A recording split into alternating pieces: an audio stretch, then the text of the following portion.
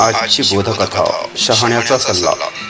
एकदा एका माणसाला त्याच्या घोड्यासमवेत एक नदी पार करायची असते, परंतु त्याला नदीची खोली माहीत नसल्याने तो तिथेच काठावर विचार करत असतो।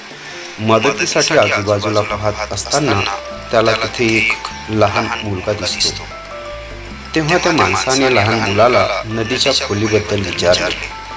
मुलाने घोड्याकडे एकदा पाहिले आणि क्षणभर थांबून तो विश्वासाने म्हणाला, निश्चिंतपणे जा, तुमचा घोडा नदी सहज पार करू शकेल।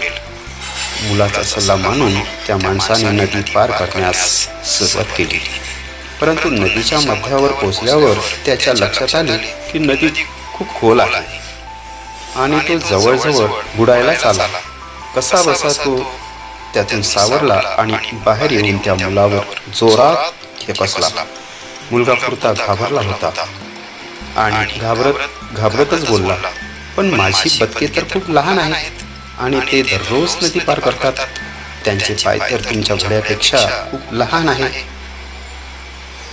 तात्पर्य यावरून आपण शिकलो की सल्ला ऐकण्याआधी त्यांना खरोखरच काही माहिती आहे का ते जाणून घ्या।